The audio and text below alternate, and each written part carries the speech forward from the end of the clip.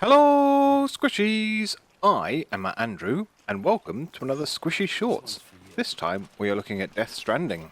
No, seriously, I'm doing Death Stranding, and I fully understand that if you have not played Death Stranding, there is nothing in this video that I will say that will make you want to play Death Stranding. I know this for a fact because I was once like you. I had never played Death Stranding.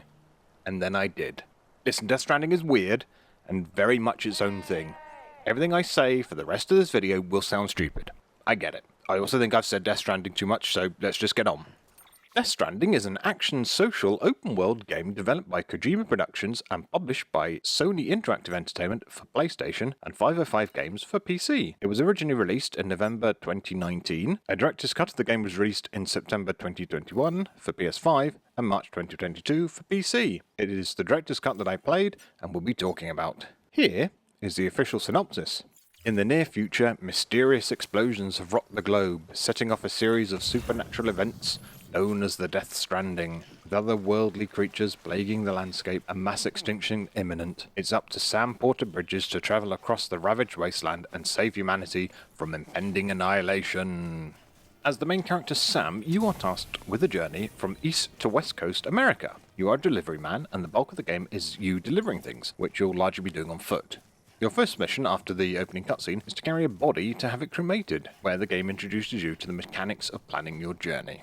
See, the game is about delivering things, and it's about planning for that delivery. You have to consider the weight of what you're delivering. Can you carry it in one go, whilst also carrying any weapons, equipment, and supplies you need? What route do you take? Do you go the most direct route that may take you over steep cliff sides? Or do you take the wide, long route with gentle inclines? Part of the experience, and part that I'm surprised drew me into the game as much as it did, was checking the map and planning my route. In a new area, you may have to guess what and where is safe, but open up areas on the map and you'll see indicators for dangers and you can plan accordingly. It's not as simple as set a waypoint and follow a GPS route. You are in charge of how you get somewhere, and you are likely making a best guess.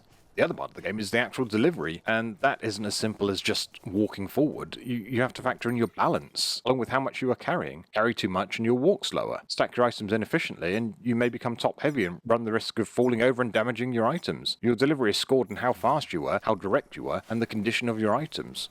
The world is rocky and uneven. You can hold R2 and L2 to steady yourself when walking, which helps, but this does stop you from being able to carry anything in your hands. Walking is only the beginning, and you really want to make things easy for yourself. To this end, you'll want to complete deliveries for NPCs around each map, as doing so can lead to access to new equipment that can be essential to make deliveries easier, like the power skeleton that allows you to carry more weight or run faster with a lighter load. You'll eventually unlock motorbikes and all-terrain vehicles further in the game, and the ability to manufacture roads. The game has social multiplayer. You'll never actually meet another player, but you will work with others to collect the necessary resources to build roads and other structures. A journey that could have taken half an hour to walk will take mere minutes on a pristine road.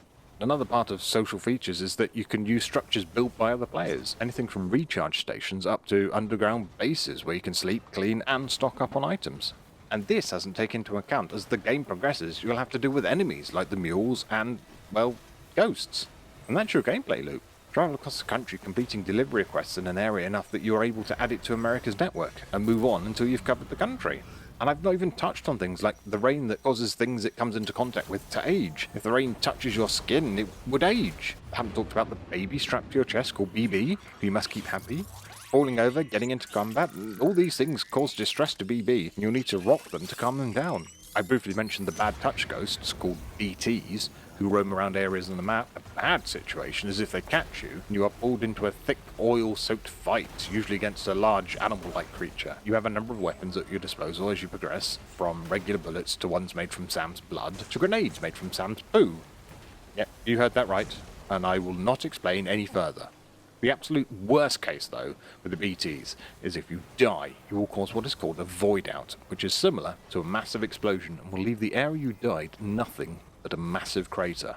Then there's the rich cast of bonkers characters, from main villain Higgs, to Hartman, whose heart stops beating every 21 minutes, to Fragile, the owner of a rival delivery company who is helping you for her own reasons, and whose backstory is one of my favourite parts of the game. I could go on. They are all wacky, and I love them. I'm glossing over these things so quick. Each and everything fills me with joy and makes me want to play the game again. I wish there was time to tell you everything. It all sounds overwhelming and nonsensical, and I fully understand that. But in execution it isn't. I can also completely understand why the idea of a gameplay loop designed around delivering things doesn't sound engaging. The story is huge and over the top and fantastical. It all sounds like utter silliness, but somehow for me it all worked. It clicked with me. I started the game one hot summer's afternoon with Pippa from She's Not Controlling, with no real plan to do anything but just see what the game was like. I just started a PS Plus Extra subscription and had nothing to lose by just trying it. Obviously I liked it, and know that I subsequently bought a copy of the game on disc too. So that's me listed a whole bunch of reasons why you will think Death Stranding sounds silly and not worth trying. I sincerely hope that this video will change your mind and get you to play it. I think if you give it a go, got to chapter 2, and really let yourself get absorbed in the unique world and gameplay, that you will love the heck out of it. All I can say is that I think it's absolutely worth your time. So there we are. Have you played Death Stranding? What did you think? Or do you refuse to play the game?